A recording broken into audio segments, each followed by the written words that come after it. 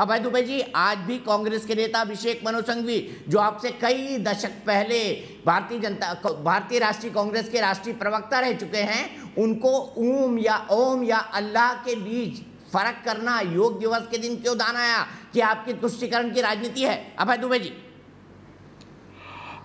दीपक चौरसिया जी, ओम नमः शिवाय।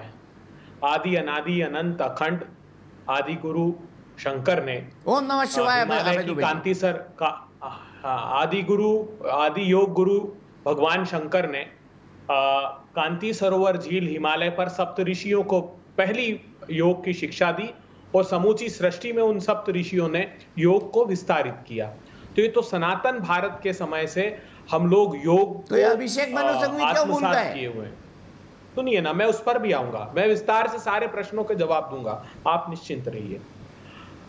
जहां तक प्रश्न है ओम का, तो जैसा आपने कहा कि ओम एक ध्वनि है, ध्वनि नहीं, ओम ब्रह्मा विष्णु महेश का साक्षात स्वरूप मानता हूं, जो सृजन पालन और संहार जिसमें प्रतिबिंबित होते हैं।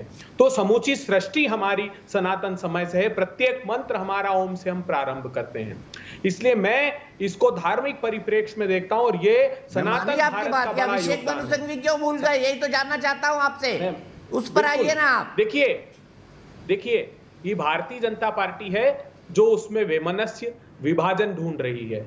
अभिषेक मनु सिंघवी जी ने तो और व्यापकता दे दी उस योग को, उन्होंने धर्म की परिधि से ऊपर उस योग को बताया, लेकिन भारतीय जनता पार्टी उसमें अलगाव ढूंढ रही है, वैमनस्य ढूंढ रही है, क्योंकि सवाल ये धर्म की परिधि से जोड़ा क्यों गया? अभय दुबे जी, मैं जानना चाहता हूं, धर्म की परिधि से जोड़ा क्यों गया? मुझे बताइए ना, योग को धर्म की परिधि से जोड़ा क्यों गया? ओम या अल्लाह के अंदर को क्यों स्पेसिफाई किया गया अंतर्राष्ट्रीय योग दिवस के दिन, जिस दिन हमारे देश में योग की संस्कृति को 177 दुनिया के देशों ने माना, जिसमें मुस्लिम राष्ट्र सर्वप्रथम रहे, उस दिन क्यों खोजा गया? मैं आपसे समझना चाहता हूं, मुझे कारण का सवाल का जवाब नहीं मिल रहा है। दीपक जी, देखिए, मैंने बताया कि उन्होंने व्यापकता उसको दी, लेकिन मैं आपका शो में बहुत गंभीर प्रश्न खड़ा करना चाहता हूं। देखिए, प्रतीकात्मक रूप से प्रधानमंत्री जी ने घोषणा जरूर कर दी कि योग दिवस हम मनाएंगे, लेकिन प्रधानमंत्री जी, मैं पूछना चाहता हूं, 2015 से प्रारंभ करता हूं। आपने कहा था जो एकमात्र भारत सरकार का 1976 से नेशनल इंस्टीट्यूट ऑफ योगा है, आपने कहा था कि 40 संस्थाएं हम देश भर में वैसी उसी की शाखाएं खोलेंगे। जितेंद्र सिंह जी का राज्यसभा में बयान है।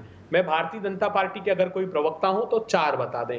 अभी 19 मार्च 2021 को लोकसभा में जवाब दिया इन्होंने, जब यह पूछा गया कि आपने कहा था कि शेड्यूल 5 के एरिया में, अर्थात आदिवासी क्षेत्रों में आप योग के संस्थान खोलेंगे, योग की शिक्षा देंगे, तो उन्होंने कहा कि ये तो राज्य सरकारों का दायित्व है। उनसे कहा कि सेना में आप शिक्षा देंगे, शासकीय संस्थानों में आपने वादा किया था कि आप योग के संस्थान और योग की शिक्षा देंगे। सुनिए ना, मैं मान सकता हूं, हम इस पर आलोचना कर सकते हैं, बट मुझे बताओ, योग को ओम या अल्लाह से जोड़ने की क्या जरूरत थी? इस पर आइए ना, मूल सवाल पर आइए। क्या व्यापकता दे दी ओम को अल्लाह से जोड़ के?